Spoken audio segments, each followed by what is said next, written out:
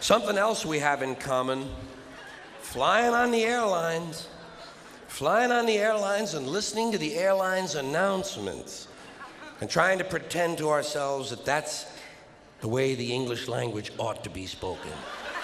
Doesn't sound that way to me. Whole thing starts when you get to the gate. First announcement. We would like to begin the boarding process. Extra word, process. Not necessary. Boarding is enough. We'd like to begin the boarding. Simple. Tells the story. People add extra words when they want things to sound more important than they really are. Boarding process. Sounds important. It isn't. It's just a bunch of people getting on an airplane. People like to sound important. Weathermen on television talk about shower activity. Sounds more important than showers. I haven't heard one guy on CNN talk about a rain event. Swear to God, he said, Louisiana's expecting a rain event. I thought, holy shit, I hope I can get tickets to that. Emergency situation. News people like to say, police have responded to an emergency situation. No, they haven't. They've responded to an emergency. We know it's a situation. Everything is a situation. Anyway, as part of this boarding process, they say, we would like to pre-board. Well, what exactly is that? What does it mean to pre-board? You get on before you get on?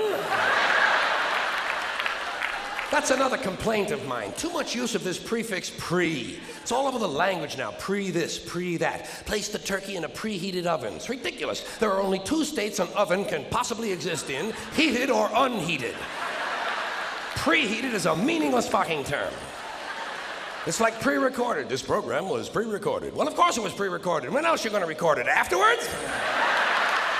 That's the whole principle of recording, to do it beforehand. Otherwise, it doesn't really work, does it?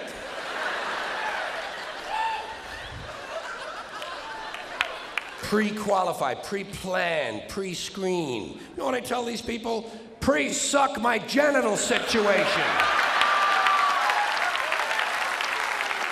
And they seem to understand what I'm talking about.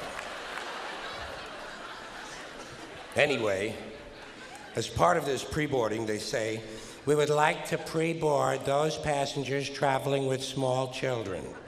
Well, what about those passengers traveling with large children? Suppose you have a 2-year-old with a pituitary disorder. You know, a 6-foot infant with an oversized head. The kind of kid you see in the National Enquirer all the time. Actually, with a kid like that, I think you're better off checking him right in with your luggage at the curb, don't you? Well, they like it under there. It's dark. They're used to that. About this time, someone is telling you to get on the plane. Get on the plane, get on the plane. I say, fuck you, I'm getting in the plane. Let Evel Knievel get on the plane. I'll be in here with you folks in uniform. There seems to be less wind in here.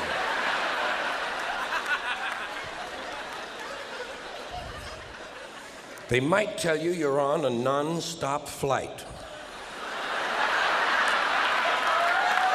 And I don't think I care for that. No, I insist that my flights stop. Preferably at an airport. It's those sudden, unscheduled cornfield and housing development stops that seem to interrupt the flow of my day.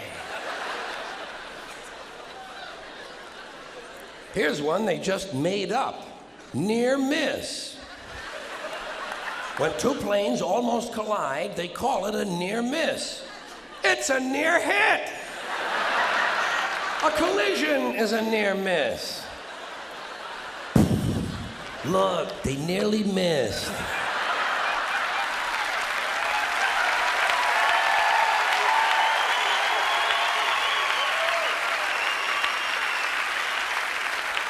Yes, but not quite. They might tell you your flight has been delayed because of a change of equipment. Broken plane.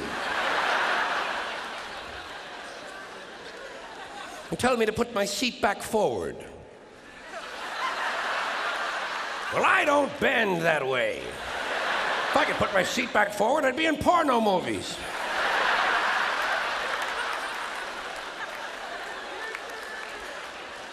Then they mentioned carry-on luggage. First time I heard carry-on, I thought they were going to bring a dead deer on board. I thought, what the hell do they need with that? Don't they have the little TV dinners anymore? Then I thought, carry on, there's going to be a party. People are going to be carrying on the plane. Well, I don't care for that. I like a serious attitude on the plane, especially on the flight deck, which is the latest euphemism for cockpit. Can't imagine why they wouldn't want to use a lovely word like cockpit, can you? Especially with all those stewardesses going in and out of it all the time. There's a word that's changed, stewardess. First it was hostess, then stewardess, now it's flight attendant. You know what I call her? The lady on the plane. Sometimes it's a man on the plane now. That's good equality. I'm all in favor of that. Occasionally, they actually refer to these people as uniformed crew members. Uniformed. As opposed to that guy sitting next to you in the Grateful Dead t-shirt and the fuck you hat. Who's working on his 9th little bottle of Kahlua, I might add.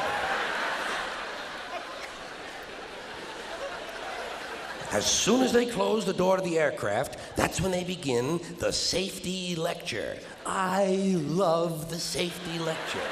This is my favorite part of the plane ride. I listen very carefully to the safety lecture, especially that part where they teach us how to use the seatbelt. Imagine this. Here we are, a plane full of grown human beings, many of us partially educated, and they're actually taking time out to describe the intricate workings of a belt buckle. Place the small metal flap into the buckle. Well, I ask for clarification at that point.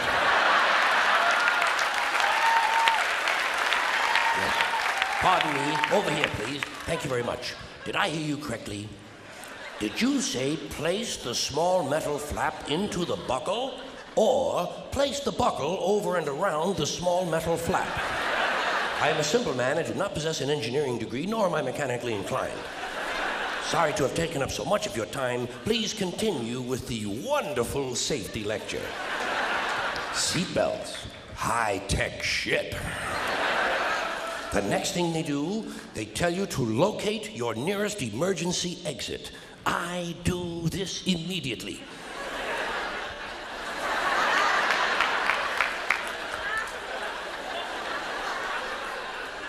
I locate my nearest emergency exit, and then I plan my route. You have to plan your route. It's not always a straight line, is it? Sometimes there's a really big fat fuck sitting right in front of you. Well, you know you'll never get over him. I look around for women and children, midgets and dwarfs, cripples, war widows, paralyzed veterans, people with broken legs, anyone who looks like they can't move too well. The emotionally disturbed come in very handy at a time like this. You may have to go out of your way to find these people, but you'll get out of the plane a lot goddamn quicker, believe me. I say, let's see. I'll go around the fat fuck, step on the widow's head, push those children out of the way, knock down the paralyzed midget, and get out of the plane where I can help others.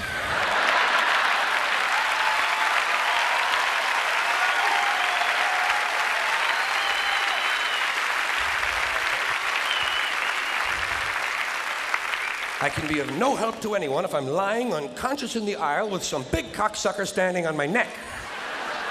I must get out of the plane, go to a nearby farmhouse, have a Dr. Pepper, and call the police. The safety lecture continues. In the unlikely event... This is a very suspect phrase. Especially coming as it does from an industry that is willing to lie about arrival and departure times. In the unlikely event of a sudden change in cabin pressure. Roof flies off.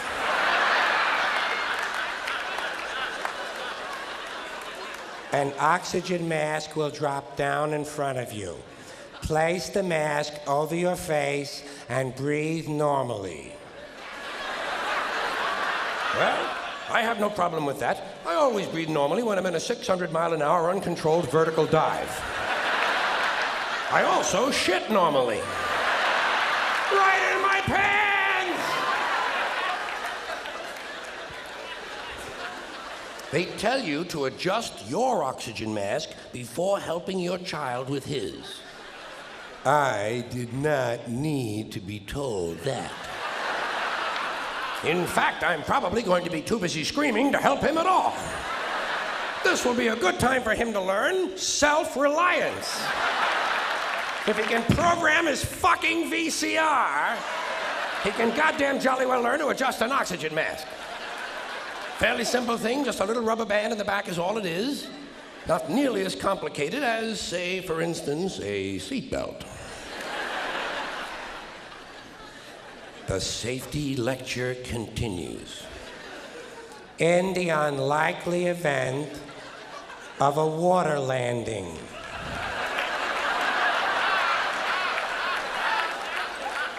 Well, what exactly is a water landing? Am I mistaken, or does this sound somewhat similar to crashing into the ocean? Your seat cushion can be used as a flotation device. My seat cushion? Imagine that. Just what I need. To float around the North Atlantic for several days, clinging to a pillow full of beer farts.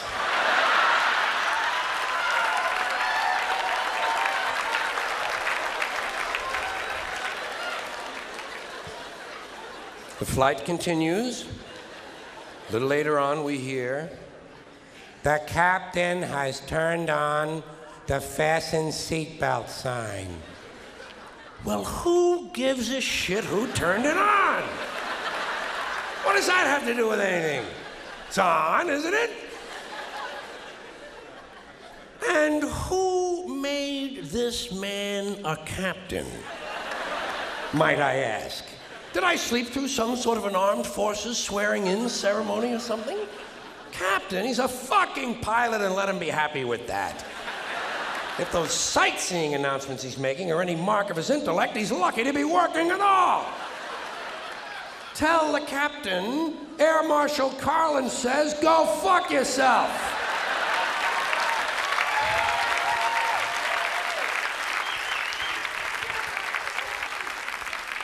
The next sentence I hear is full of things that piss me off. Before leaving the aircraft, please check around your immediate seating area for any personal belongings you might have brought on board. Well, let's start with immediate seating area. Seat! It's a goddamn seat. Check around your seat. For any personal belongings. Well, what other kinds of belongings are there besides personal? Public belongings? Do these people honestly think I might be traveling with a fountain I stole from the park?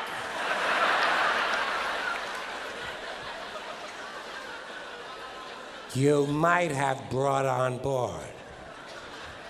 Well, I might have brought my arrowhead collection. I didn't. So I'm not going to look for it. I'm going to look for things I brought on board. Would seem to enhance the likelihood of my finding something, wouldn't you say?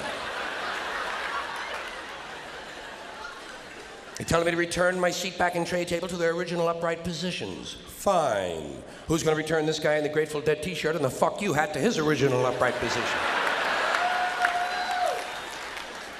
About this time, they tell you you'll be landing shortly. That sound to you like we're going to miss the runway? Final approach is not very promising either, is it? Final is not a good word to be using on an airplane. Sometimes the pilot will get on and he'll say, we'll be on the ground in 15 minutes. Well, that's a little vague, isn't it? Now we're taxiing in. She says, Welcome to O'Hare International Airport. well, how can someone who is just arriving herself possibly welcome me to a place she isn't even at yet? Doesn't this violate something in physics? We're only on the ground 4 seconds. She's coming on like the fucking mayor's wife. Where the local time... Well, of course it's the local time. What did you think we were expecting? The time in Pango Pango? Enjoy your stay in Chicago or wherever your final destination might be. All destinations are final. That's what it means. Destiny, final. If you haven't gotten where you're going, you aren't there yet. The captain has asked... More shit from the bogus captain. You know, for someone who's supposed to be flying an airplane, he's taking a mighty big interest in what I'm doing back here.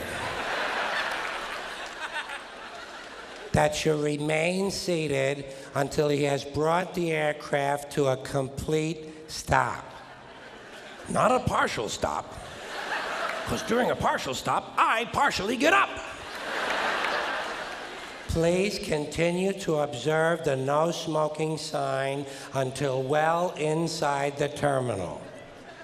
It's physically impossible to observe the no smoking sign, even if you're just outside the door of the airplane, much less well inside the terminal. You can't even see the fucking planes from well inside the terminal. Which brings me to terminal.